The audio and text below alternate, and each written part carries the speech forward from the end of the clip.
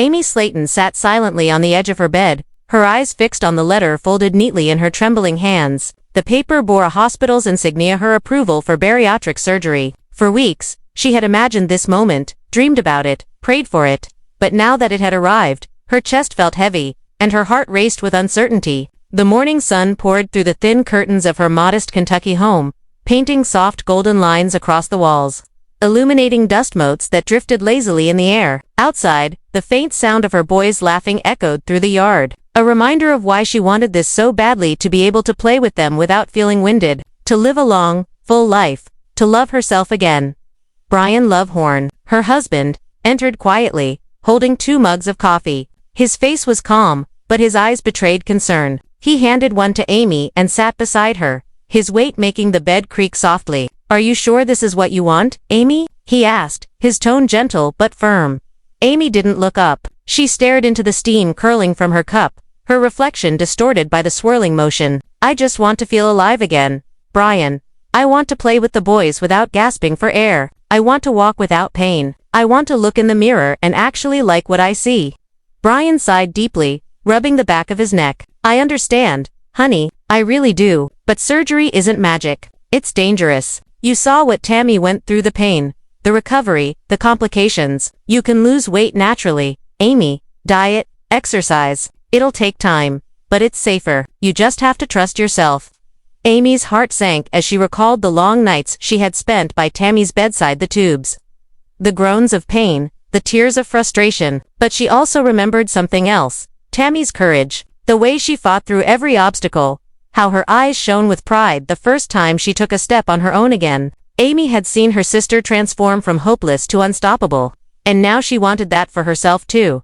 That evening, Amy drove to Tammy's house. The sun was setting behind the Kentucky hills, painting the horizon with shades of orange and purple. Tammy opened the door, her smile bright but her frame noticeably smaller than before. "Hey sis," she greeted, wrapping her arms around Amy.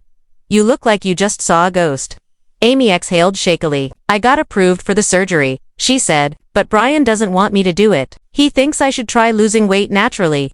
Tammy's smile softened. "You have to do what feels right for you," she said, motioning for Amy to sit. "Brian's not wrong, it's tough. Surgery isn't easy. It hurts, but it also saves lives. It saved mine."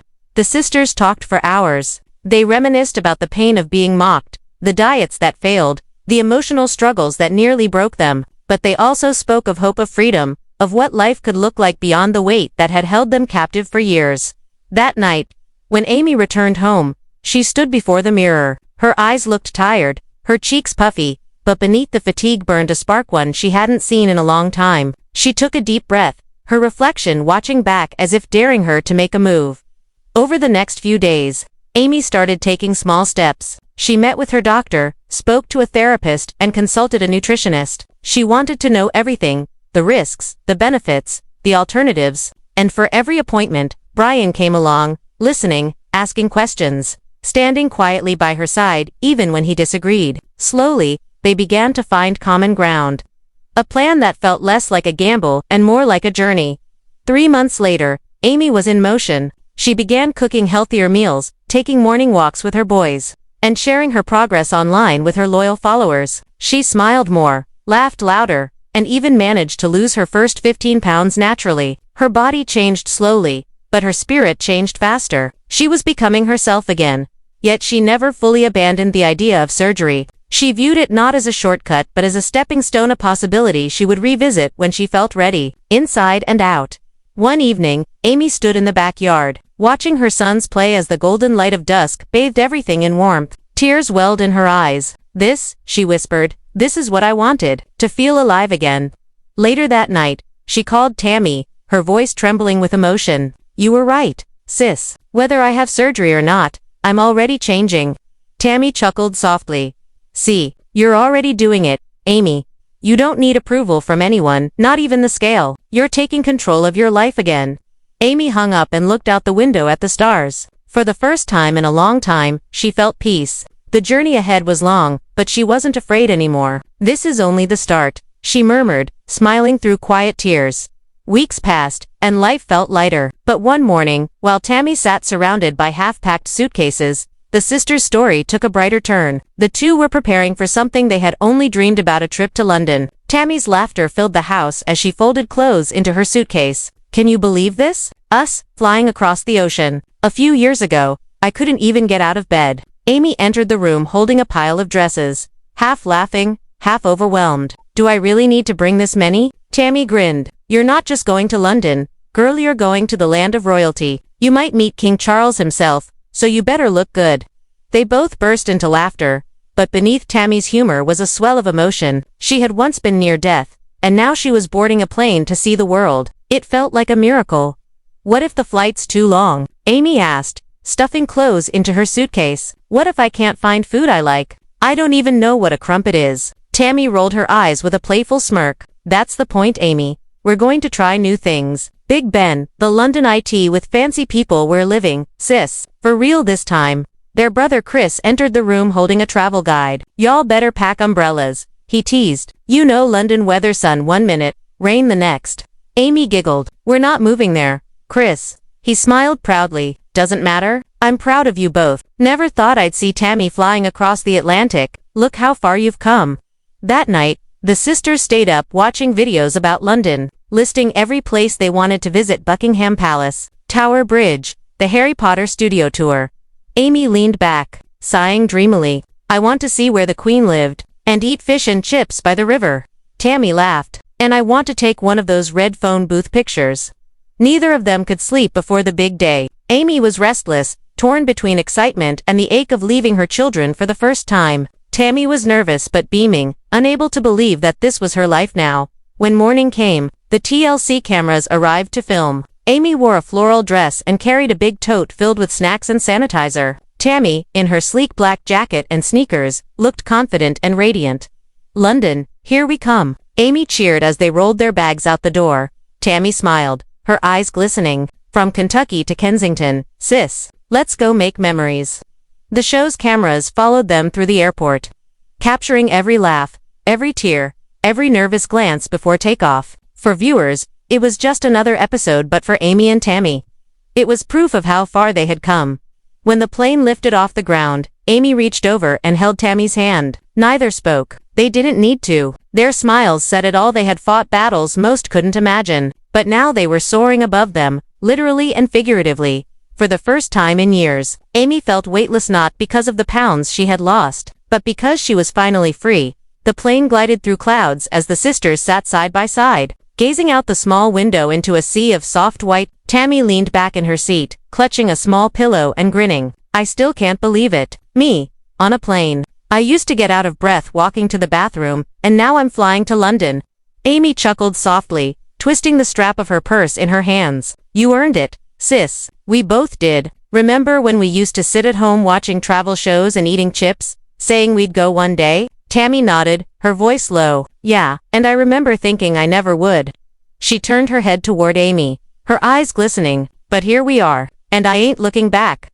The hum of the engines became a soothing rhythm, and soon Amy drifted into a light sleep, her head resting against the window. In her dreams, she saw herself running in an open field, her boys chasing after her, their laughter echoing in the wind. When she woke, the pilot's voice was announcing their descent. London stretched beneath them, sprawling and majestic, the gray skyline broken by glimmers of gold as the morning sun touched rooftops and the river Thames shimmered below. When the sisters stepped off the plane, they were greeted by cool air and the bustling energy of Heathrow Airport. Amy gripped her phone, recording everything. Y'all, we made it, she said, her voice full of awe. We're in London. Tammy laughed behind her. I feel like I'm in one of them movies. Their first day was a whirlwind, checking into the hotel, marveling at the architecture, and laughing over how confusing the accents were. That evening, as the city lights flickered to life, the sisters sat in a cafe near their hotel. Tammy ordered tea, while Amy went for coffee. You realize, sis, Tammy said, stirring her cup. This isn't just a vacation. It's proof that we survived everything they said we wouldn't. Amy smiled thoughtfully. You're right. I remember when people online said we'd never change, that we'd end up. She stopped, her voice faltering. Tammy finished for her. Dead. Amy looked up, tears in her eyes. Yeah. But we're not. We're here. The two sat in silence for a while, watching people walk by outside the window. Tourists, lovers, business people, each living a story of their own. And for the first time in years, Amy felt like she was part of the world again, not just watching from the sidelines. The following morning, they toured the city, laughing as they got lost in winding streets and took endless photos. The red buses, the old buildings, the soft drizzle of London, rain, it all felt surreal. But even amid the excitement, Amy's thoughts often drifted back home to her sons. She called them each night before bed, telling them about the castles, the funny accents, and the pigeons that seemed to follow her everywhere. "Mommy's coming home soon," she'd say softly, her heart aching with love. "And when I do, we're gonna go on our own little adventure." "Okay." Tammy would watch her, smiling quietly. She saw the glow in Amy's face when she talked about her boys, the fire that kept her going. It reminded Tammy of how much they both had to fight for. One afternoon, while visiting Hyde Park, Amy sat on a bench overlooking the lake, her hands resting on her lap. "You ever think about how far we've come?" she asked softly. Tammy nodded. "Every day. Sometimes I wake up and forget what it felt like to not be able to breathe, to feel trapped in my own body." Amy sighed. "I remember that too. The shame, the stares, the pain of pretending everything was fine." Tammy turned to her. "But it's not shame anymore. It's strength. Every scar, every bad date made us who we are." Amy smiled faintly, brushing away a tear. "You sound like one of those motivational posters." "Maybe I should make one," Tammy teased. "Put my face on it and say, 'If Tammy can do it, you can too.'" They both burst into laughter, their joy echoing across the park. By the time they returned home from London, something inside Amy had shifted. She felt renewed, stronger, clearer, and more at peace. But reality waited, as it always did. Cameras, schedules, the demands of filming it all came rushing back. And though she smiled for the show, behind closed doors, fatigue began to creep in again. The morning of their win-day arrived sooner than expected. Amy woke early, tying her hair back and staring into the bathroom mirror. Her face looked thinner, her skin brighter, but her eyes were full of nerves. Tammy knocked on the door, her voice muffled. "You ready, girl?" "Yeah," Amy replied, forcing a smile. "As ready as I'll ever be." The drive to Dr. Smith's clinic was filled with nervous laughter. Their brother, Chris, ever the jokester, tried to lighten the mood. "Don't worry," he said. "If that scale breaks again, we'll just tell them it's their fault for making it too small." Tammy groaned. "You're not helping, Chris." When they arrived, cameras were already rolling. Dr. Smith greeted them warmly. "My favorite sisters. Let's see what progress you've made." Amy stepped on the scale first. The digital numbers flickered, then stopped. 324 pounds. The nurse read. Amy gasped. "That means I lost 18 pounds. Dr. Smith clapped his hands. "Fantastic progress, Amy. Keep up the great work." Then it was Tammy's turn. The room went silent as she stepped on the scale. The nurse watched the monitor. 413 pounds. Tammy froze, processing the number. "Wait, that means you lost 25 pounds, Dr. Smith said, smiling. Tammy's hands flew to her face as tears filled her eyes. "Oh my God, I really did it." Amy hugged her tightly. "You did, sis. You really did." The room erupted in applause. Even the camera crew moved, touched by the moment. For the sisters, it wasn't just about numbers, it was about redemption. That night, they celebrated with a small dinner, grilled chicken, vegetables, and laughter. As they sat on the couch afterward, Tammy looked at her sister with quiet pride. "You know, Amy, this isn't the end. It's the beginning." Amy nodded. "Yeah, for the first time, I believe that." Days turned into weeks, and the sisters continued their routine, but Amy still carried invisible scars, both emotional and physical, from years of struggle. She tried to hide her pain behind smiles, but it wasn't always easy. Each morning, she'd stand in her little garden, watering the flowers she'd planted as part of therapy. Watching them grow gave her peace. Her son's laughter filled the air, and she reminded herself that healing wasn't a race, it was a journey. When Tammy visited later that afternoon, she handed Amy a smoothie. "Try this. It's good for you," she said proudly. Amy sniffed it and wrinkled her nose. "Is this one of your kale concoctions again?" Tammy grinned. "Just drink it, girl."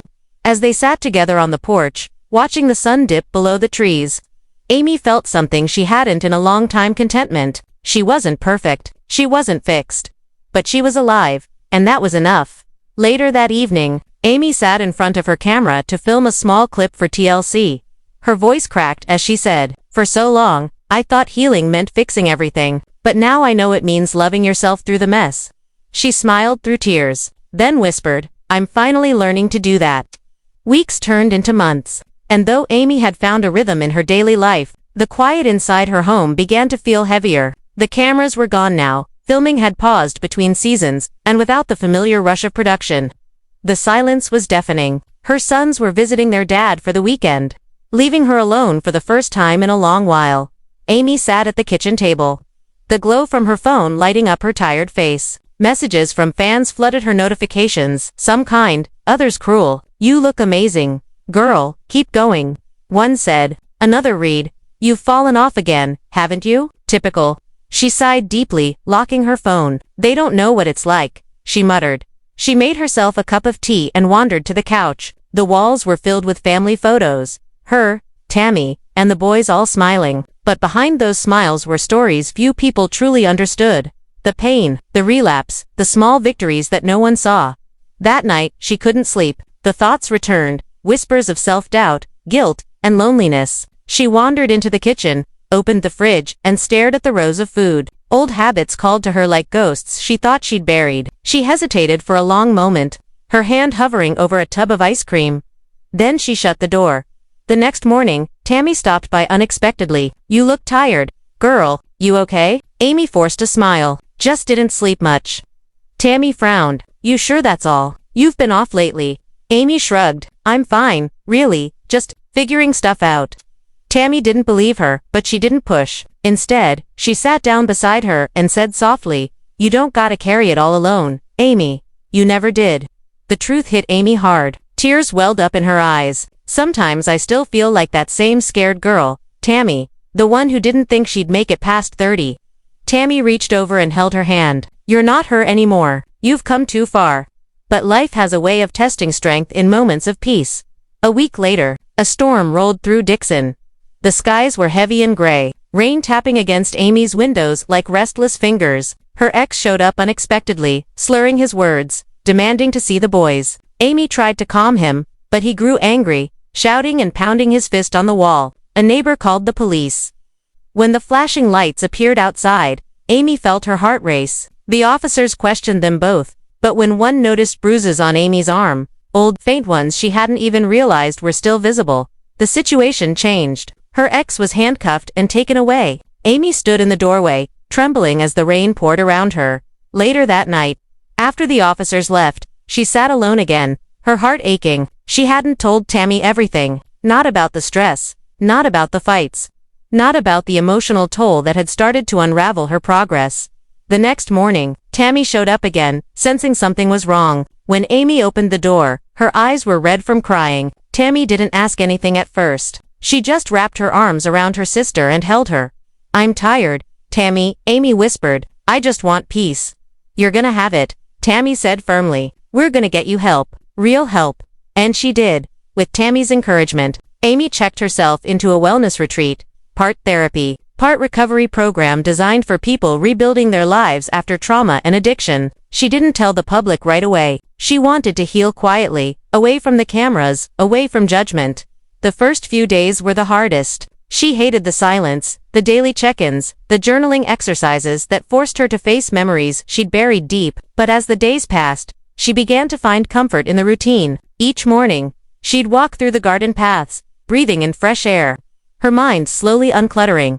Her counselor, Dr. Rayner, became a voice of reason in her chaos. "You've lived your whole life trying to prove your worth to others," he told her one afternoon. "But healing starts when you stop performing and start feeling." Amy stared at the floor. "Sometimes I don't even know who I am when the cameras aren't rolling." He smiled gently. "Then that's exactly what we'll find out." He smiled gently. "Then that's exactly what we'll find out."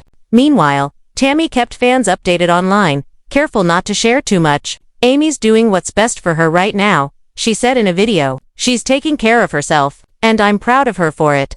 Weeks later, Amy returned home not fixed, but stronger. She looked different, calmer, grounded. When she saw Tammy waiting for her outside the retreat gates, she burst into tears. Tammy hugged her tightly. "Welcome home, sis." That evening, the two sat on the porch as the sun set. Amy held a cup of tea in her hands, smiling faintly. "You know," she said, "I used to think strength meant pretending I was fine. Now I think it means admitting when I'm not." Tammy nodded. "That's the real glow, Amy. Not the surgery, Not the fame, just being real. Amy laughed softly. You're getting too wise, Tammy. Since when did you turn into a philosopher? Tammy grinned. Since I stopped letting people tell me who I am. The sisters sat in silence for a while, watching the orange sky fade to pink. The cicadas began to sing. And Amy felt peace, a kind she hadn't known in years.